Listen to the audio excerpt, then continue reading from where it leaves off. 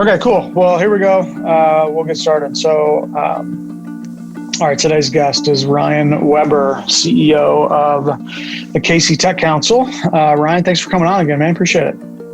Yeah, thank you. I appreciate it too. Yeah, I'm dying to hear about, not only what's going on with KC Tech Council.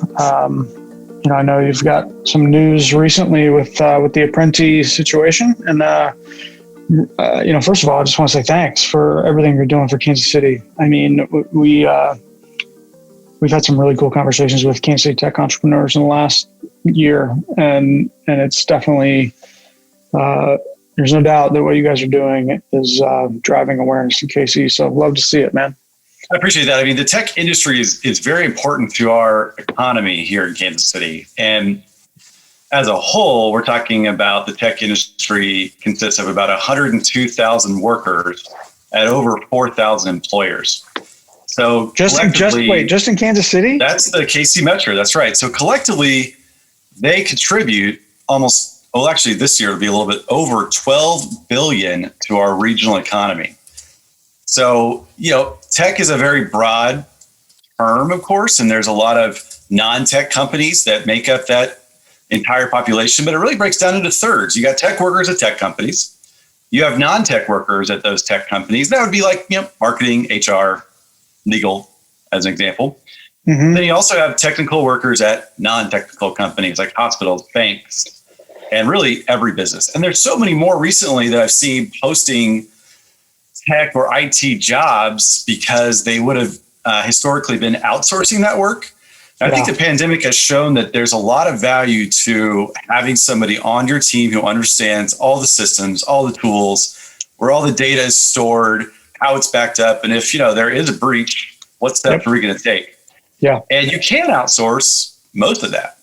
Mm-hmm. But if that service provider that you're outsourcing to doesn't actually help in those situations the way you hope they would, then you need someone internally who can speak the lingo, understand all those things, and then actually help make business decisions as well about how technology can grow your business. Yeah. No, that's interesting. So the 3/3 are what? Say that again. You got tech workers at tech companies. And what were the last two? So you got those, the tech workers at tech companies. You have non-tech at those same tech companies. And that's more of your like HR and legal. And then you have tech workers at non-tech companies like hospitals and banks. And it really does break down almost exactly into thirds as far as that different representation across those 102,000 regional tech occupations. Yeah, man, it's interesting. I was listening to Michael Saylor the other day, and he was talking about, it was a Bitcoin podcast episode or something, but he made some comments about how he kept referencing the tech sector, the tech sector in the stock market, the tech sector, on the NASDAQ, et cetera.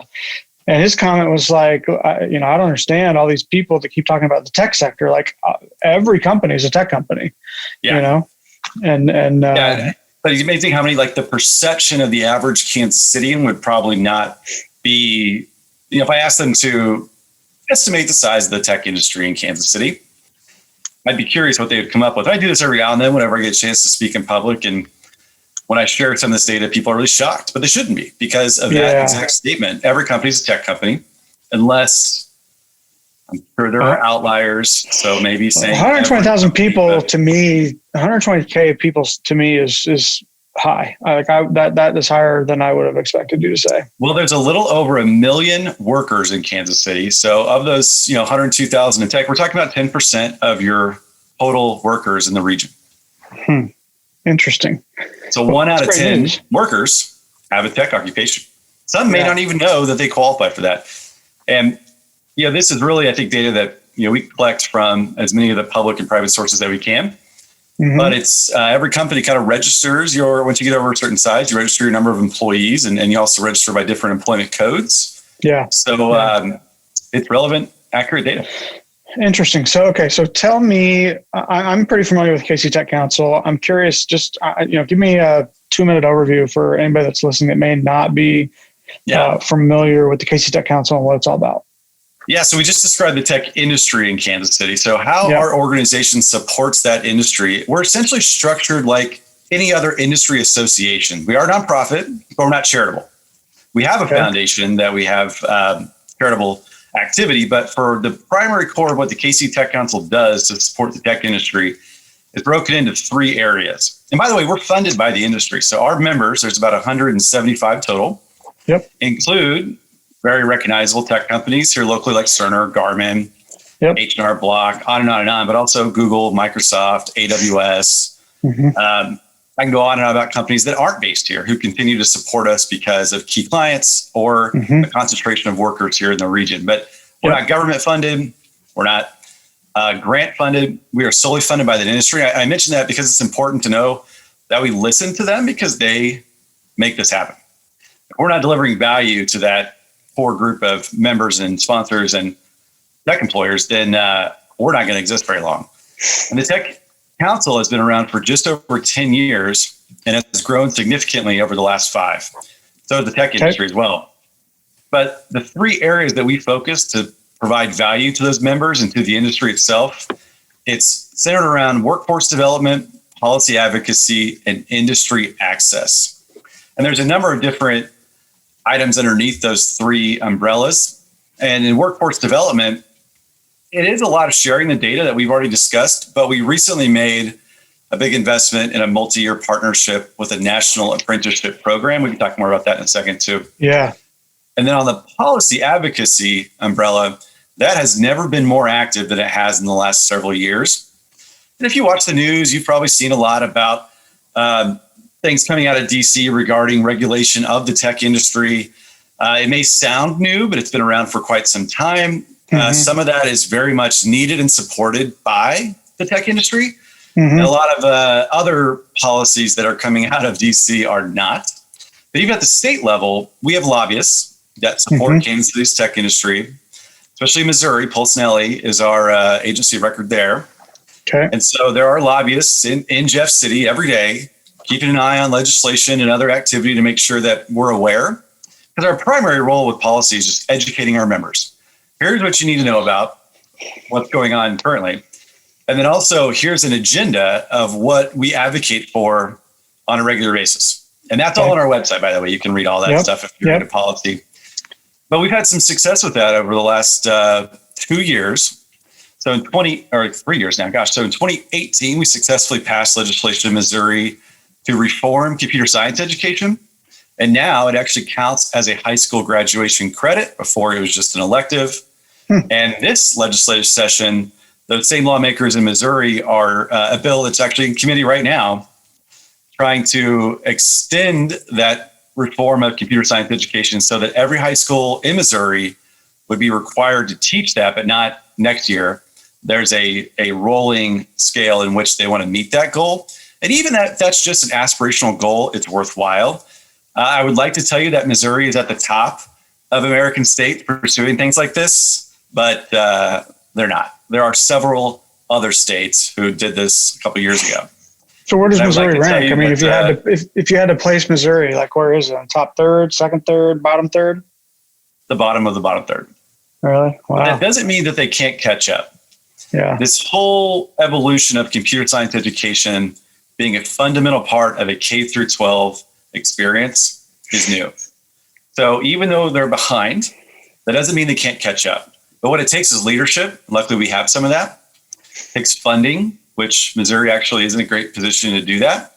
Yeah. And it takes industry advocates like us to bring together employers, lawmakers, funders, and actually execute on some of that policy once it's put in place.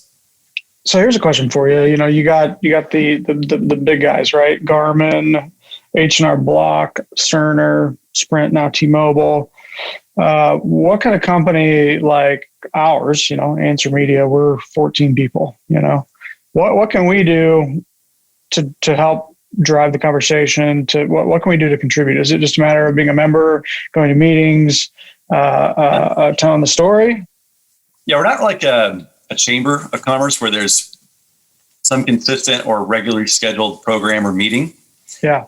You know, I view it as any of our member companies who are investing in our organization. There's probably some that look at it as this is a great way to increase our visibility, network, and potentially even get some new business. And you know what? That does happen. Yeah. That's not really where we focus our time.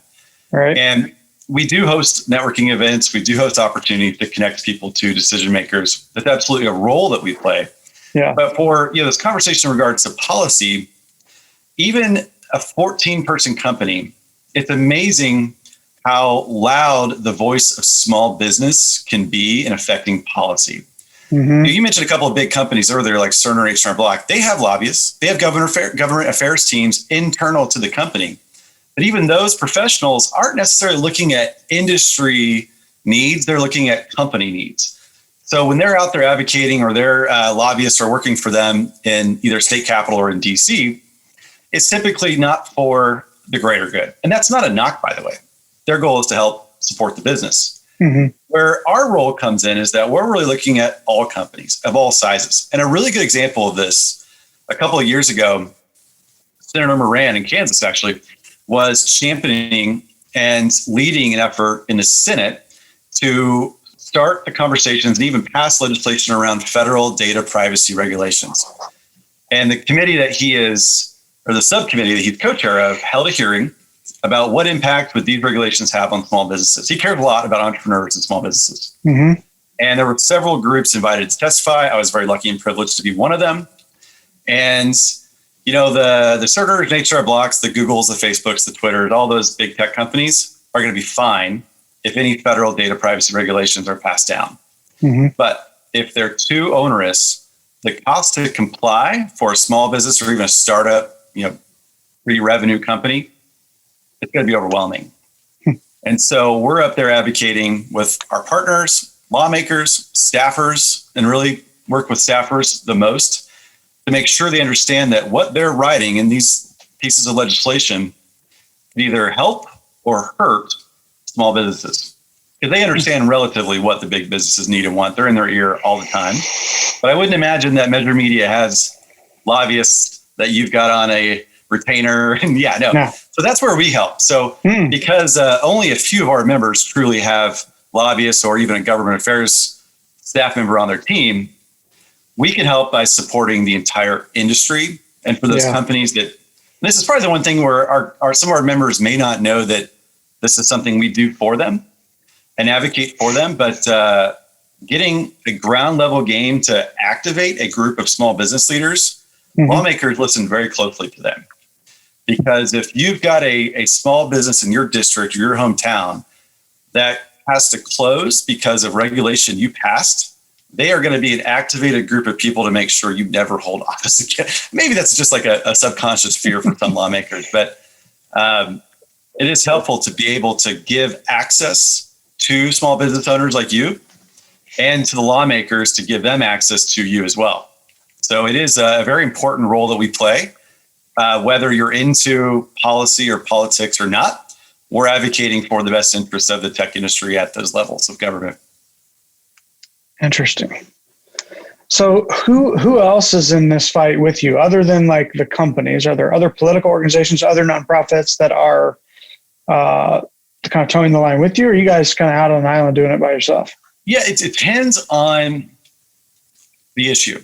And we're very lucky because we're not the only tech council in America. In fact, we're part of the Tech Councils of America, which is essentially an association of associations. Gotcha. And, basically a TECNA, the acronym for the Tech Councils of North America. There's a TECNA council in most every major city in America, as well as province in Canada. Okay. And that network that we have and my peer CEOs of other tech councils is so valuable because I get an inside look into what's occurring across the country. And there, for example, there's right now going through several state houses is a state version of data privacy. And that may sound good to have states pass their own bills until you have to comply with 50 different state laws around privacy. So we really need the federal government to step in on that. But there's other policies that, state lawmakers, by the way, they're all part of different caucuses and organizations where they can literally just go onto websites, download legislation, and submit it in their own state house. And again, that may sound great for continuity, but not if it's an onerous regulation over the tech industry. And there's several in regards to social media companies, just because of what we saw over the last year in America. And getting access to those leaders from other tech councils let me reach out to the leadership here in Missouri and Kansas and educate them before it ever happens, so that when a bill, it's not going to happen in your state. It would be a little too late in the process now, but if it was to happen, we would at least be aware, knowledgeable of the issue, and even proactively reaching out to our lobbyists and even lawmakers about that issue in case it ever does pop up. Because things can move pretty quickly in a state house. And we've seen that every session in the last few years, that something pops up, sometimes in the 11th hour, sometimes in the very first day. But if you can be proactive, it really helps. Ask you a political question. Do you feel like, and I know this is true for me, and I'm almost embarrassed to admit it, but like I, over the last 2 years with everything that happened, the presidential election, I got just sucked into that, and didn't pay much attention to local politics. And do you think do you think the, you don't need to tell me, where your politics are, but I'm just curious, at the end of the day, like, do you feel like people understand what's happening at a local level enough to get involved? I'm seeing it more from the younger generation, to be honest with you. And I don't think we're as partisan as some believe. I think I would agree with that. Yeah, I think especially in younger populations who, once the data comes out about the last election, I think we'll see that more young people voted than ever before. And that's important, because if young people actually voted at the same levels as their parents and grandparents, they would be the most influential voting population group, but they don't. Mm-hmm. And I think we can look at a number of reasons why they don't. And former polls have said that they feel disenfranchised by the political process. Well, it's pretty easy to feel that way right now. Yeah. And I think that because of the 24-hour news cycle, and especially the national news cycle being 24 hours a day, you are more informed about what's going on in DC than you would be at a city or a state level. Mm-hmm. And it's really interesting in America right now, because even though the country, when you look at how the electoral college map played out, it looks mostly red at the state level. And at the city level, though, it is blue and purple. There is not as much red at that city level. It's very interesting how this all shakes out. Mm-hmm. But most of the decisions that really, truly affect your daily life and your business happen at a city and state level. Yeah. But yet you are going to be naturally more aware of the federal policies because of the 24-hour news cycle. Yeah, that's again why groups like us exist, to help advocate on your behalf, whether you are aware or interested in that issue. We can help educate and make sure that you are aware as those things pop up. Yeah, that's interesting. All right. Well, so tell me about Apprenti. We were fortunate enough to connect a month or so ago, and learned a little bit about it. I saw the press release. I'm dying to hear. Give me the nuts and bolts of how Apprenti works, how to get involved, how you found out about it, what it means to Kansas City. I believe that every business and every organization like ours, we are a business after all, should be very clear about the problem that they're trying to solve. And I think for the companies that have really strong culture, everyone from the top down can clearly articulate the problem that the company solves. Mm-hmm. Well, in the tech industry, the biggest problem, two of the biggest problems I'll say, is that there's a lack of a skilled workforce to fill the number of open jobs. Earlier, we talked about 102,000 tech occupations in Kansas City. During the pandemic, over the last 6 months of the pandemic, there has been an average of over 3,000 tech jobs posted per month in Kansas City alone. And some of those jobs may not be companies that even operate in Kansas City, but the workforce is now so distributed remotely that more companies are comfortable with hiring remote work. So they're posting these jobs across the country. Yeah. But over 3,000 per month on average, open tech jobs during the middle of a pandemic. So the demand is incredibly high. That probably wouldn't surprise anybody because there's a low supply of people with these skills. So we have to look at this workforce issue much more broadly. And I've been following this trend of apprenticeship programs over the past couple of years, and some of our peer tech councils were very early adopters and leaders in creating these programs. And we're lucky. We have access to the employers.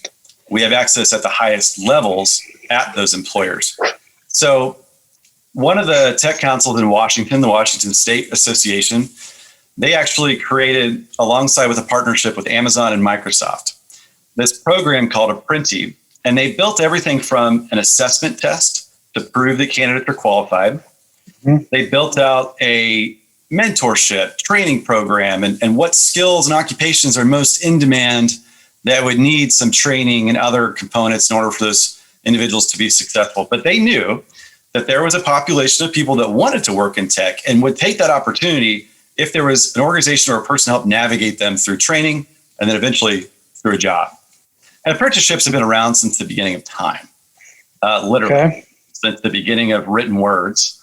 Mm-hmm. There has been an apprenticeship model to fill a workforce or a skill need, but tech companies are new. They haven't been around like manufacturing companies or more traditional stalwart industries in America.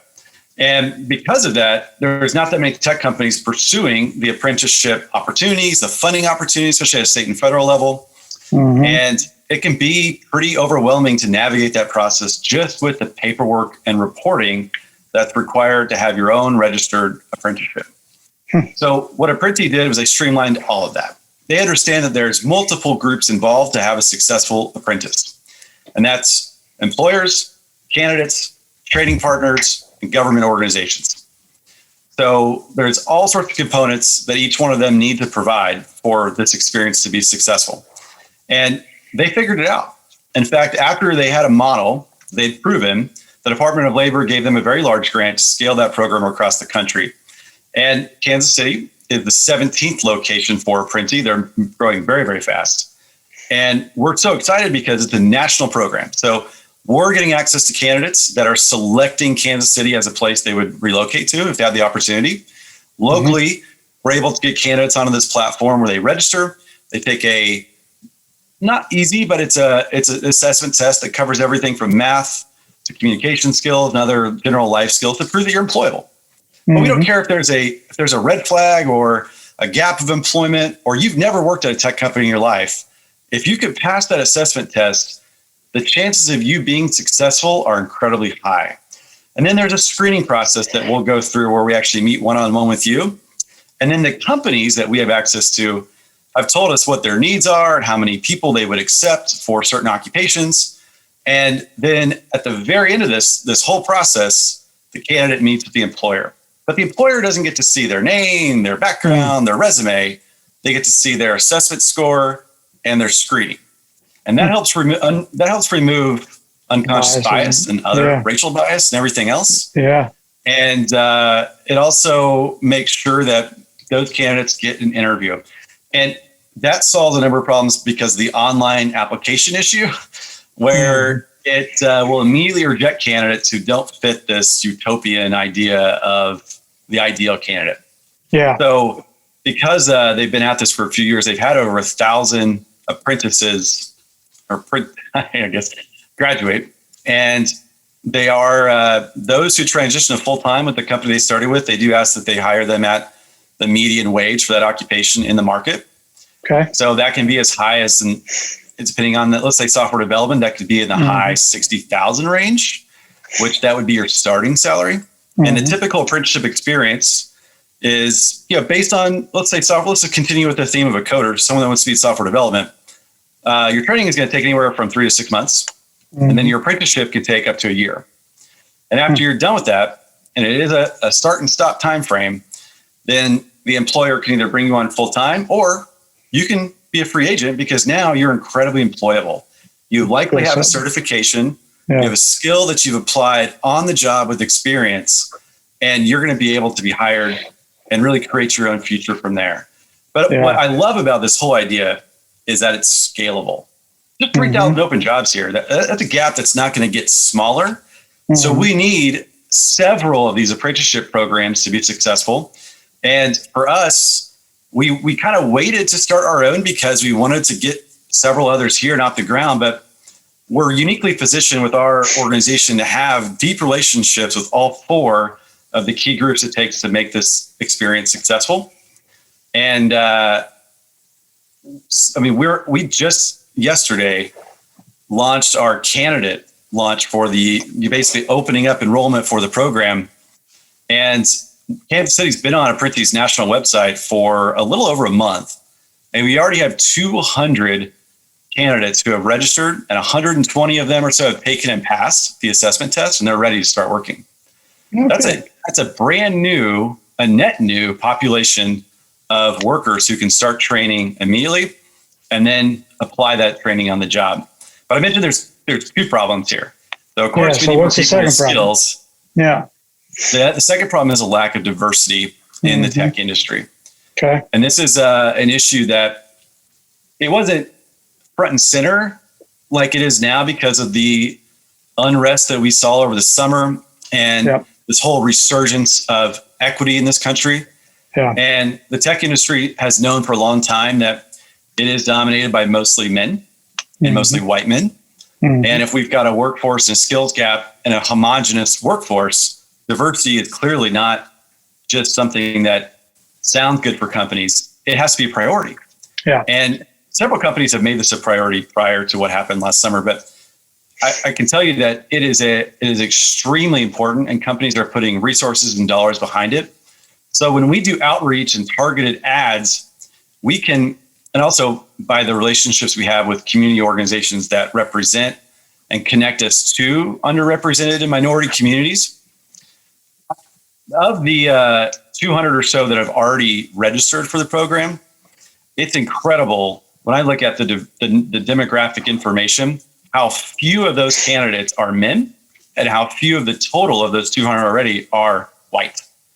The biggest group actually is veterans because they are transitioning out, and many of them have experience and some skill, but they do need a little bit of transition and training on applying that skill in a business and not in a battlefield. But they are ready to go to work, and many of them have certifications.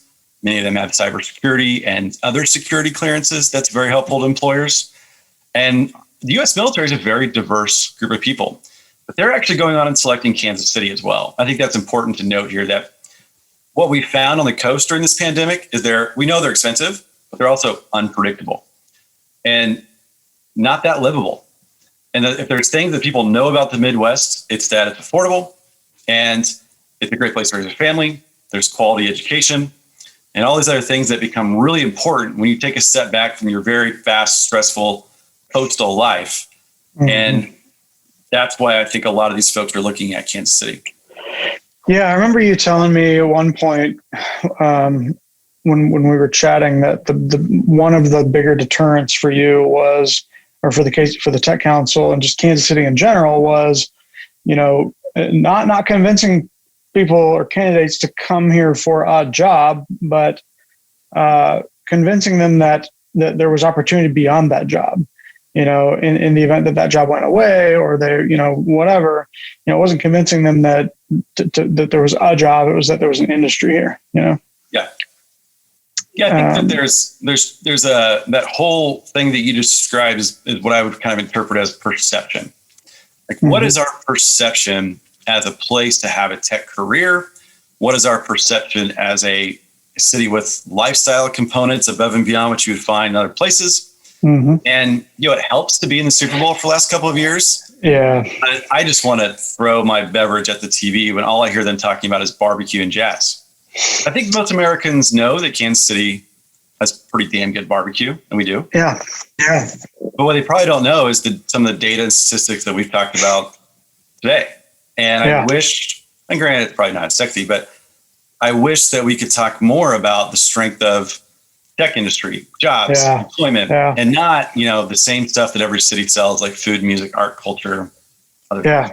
Well, there's so much benefit too where we're centrally located, there's all Absolutely. Sorts of other benefits. And a good friend of mine is one of my best friends is the president of the Joplin Chamber of Commerce. And he's, a lot of things that you're talking about, he struggles with as well. They're Joplin's going crazy, in terms of the growth down there and tech jobs and everything like that. And he fights with a lot of this stuff as well. But there's a lot of benefit to living in a place like that, There are. And I do, you mentioned location, and there's also infrastructure.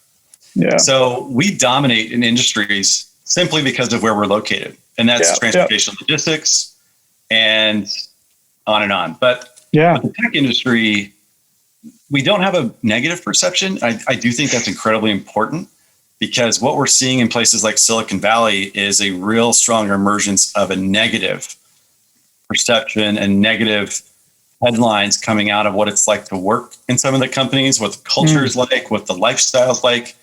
I mean, the median rent for a 1-bedroom, 700 square foot apartment in Silicon Valley is almost $5,000 a month. So you have to silly. You got to make $500,000 to make it to live right out there. Well, you're still living paycheck to paycheck at $150,000 a year, and over half of your take home pay is going to rent. Yeah, it's crazy. Well, but you, from a marketing standpoint, and you'll appreciate this as a marketer, you can't go out and say you're cheaper. No one cares. If they cared about cost, they wouldn't be living in Silicon Valley. They go there because of perception. The perception they'll be more successful there than here, and that's what we got to work on, because it's not true. Yeah. You know, there are opportunities to get equity in startups here that are big. We've got a decent track record and more of those success stories. Yeah. But you know, also, I think we're ideal if you have a family with 2.5 children and want that, you know, picket fence or some land or even an urban downtown penthouse. I mean, you can afford the lifestyle you want here. In these coastal cities, all you see around you are things you can't have, and that just wears on you. Yeah, that's a great point. I mean, I've left Kansas City twice in my life, and it's not happening again. I mean, I left for Chicago when I was 22 or whatever, and I spent 3 or 4 years in Tampa, and I mean they were both great experiences. But I mean, in terms of places to live, KC is you know, I joke with my friends that it's the best kept secret in the country. You know, but we don't want that to happen anymore. Well, whenever like people come and we are involved with some economic development groups still, and so we help whenever it's a tech company or they're looking to hire some tech workers here when they expand or relocate. And often I'll hear some of those executives, you know, they're just very impressed, and they say things like, "Oh, I had no idea Kansas City had this or Kansas City had that." And I kind of roll my eyes. I'm like, "Well, we spent millions of dollars trying to tell you." And it goes back to like, you've got to have perception, but you got to differentiate as well. And barbecue and sports are important, but they're not differentiators. Yeah. No one is going to move here because the barbecue's better.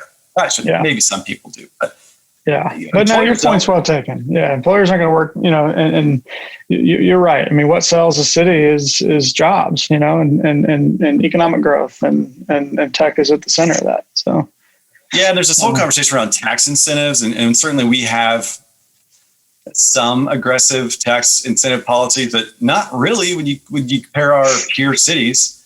I wouldn't say that our tax incentives are that competitive, but I've never heard a company, I shouldn't say never, there are certainly companies that are shopping the tax incentive game to make the best opportunity for their business. But when it comes to tech employers, I don't think I can point to one example except the Amazon HQ2 thing, where they wanted an extreme proposal, where any of those tech companies that relocated here did it because of tax incentives. Often they were really surprised that was an option, and many of them just didn't even take it. Yeah. So that's not what drives employers. It is and always will be access to a skilled workforce because of quality education. Yeah. That has always been the greatest economic development driver, and it always will be. And that's why we need Apprenti to be successful. We need K through 12 to teach quality computer science and give students excellent opportunities to have an experience with tech when they're young and in those transformable years.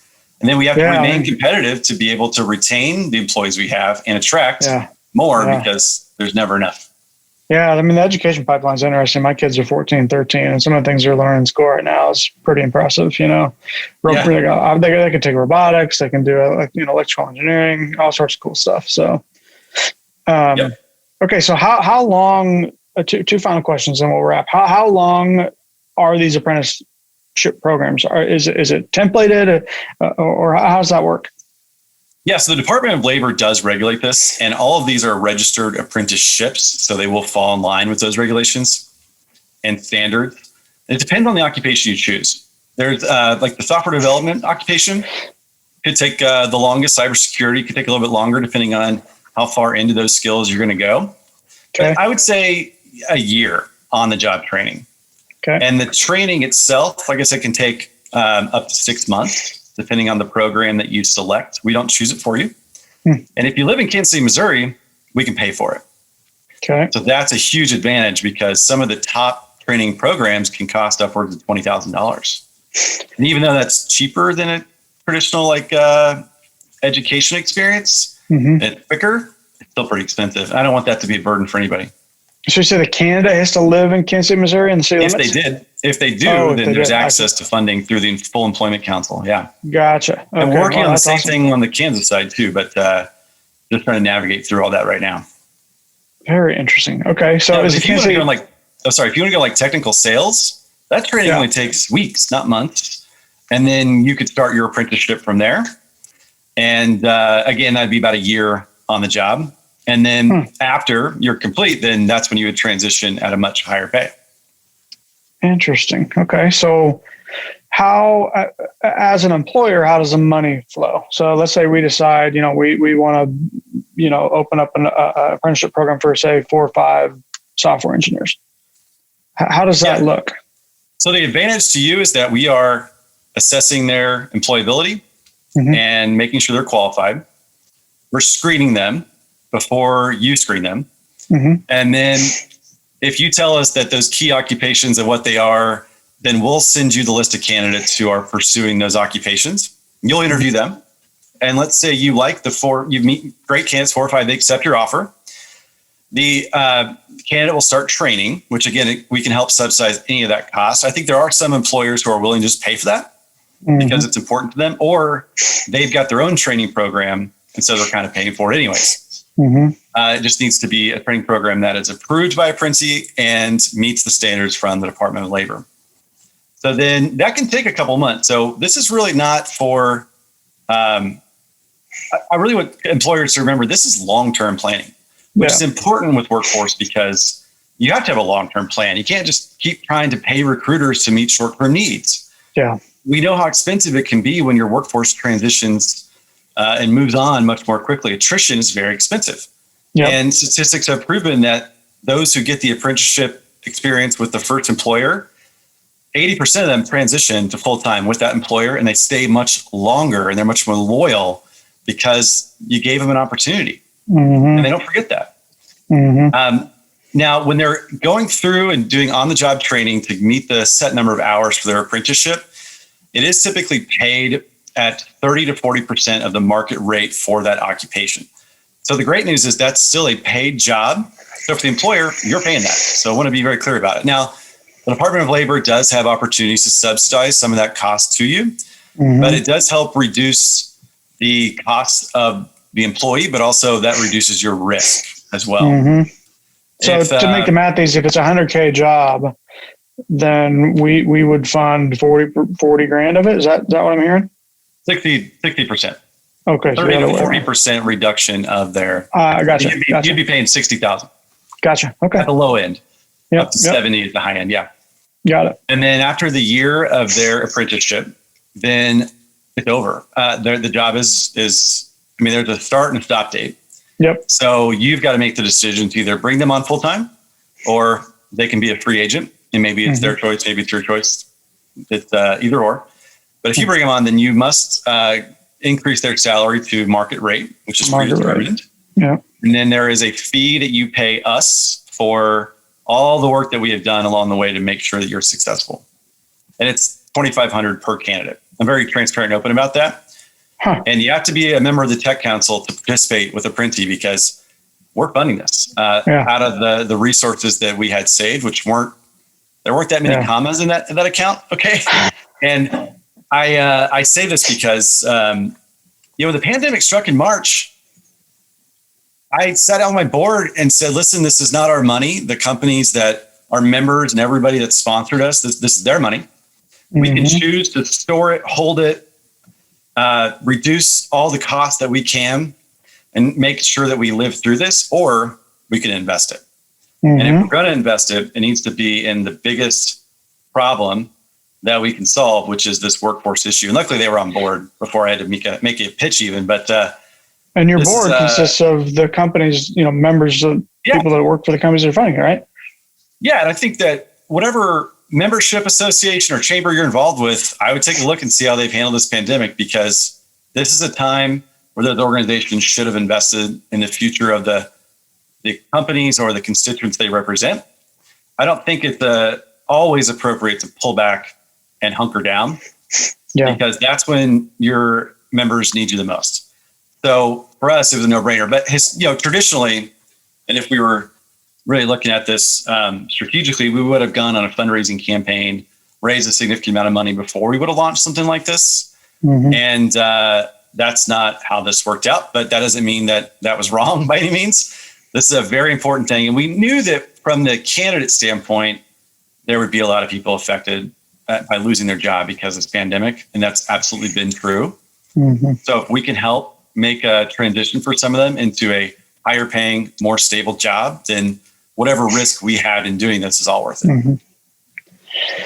Well, man, I really appreciate the time. And again, I just want to say thanks. I mean, I appreciate not only, the work that you're doing to kind of make this happen, but, thanks to your board and the investors and people that are funding the program. Because I agree with you. I mean, you got two choices when something like this happens. You can either, you can either go run and hide or push all your chips in the middle. And it's pretty clear that you guys and the companies behind the KC Tech Council have chosen the latter. And I think long term, Kansas City will benefit from it.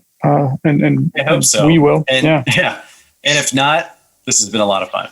But either way, for our situation, and not everyone's is the same, this was the right thing to do. And clearly, as we launch this and get some momentum, that started to become more validated by the employers and the candidates who are jumping in to support this. So for any company you're going to listen that wants to get more involved, kctechcouncil.com. You do need to be a member to enroll and participate with Apprenti. Depending on the size of your company, determines that cost, but it's not burdensome. It's not significant, and we do appreciate it. Right on, man. Well, thanks for the time. I will next, when this pandemic passes, we'll snag a glass of whiskey down at the rail line or somewhere else. And all right, dude. I appreciate your time, man. Take care of yourself. Thank you. Everybody, Ryan Weber, President, CEO of KC Tech Council. Thanks for coming on, man.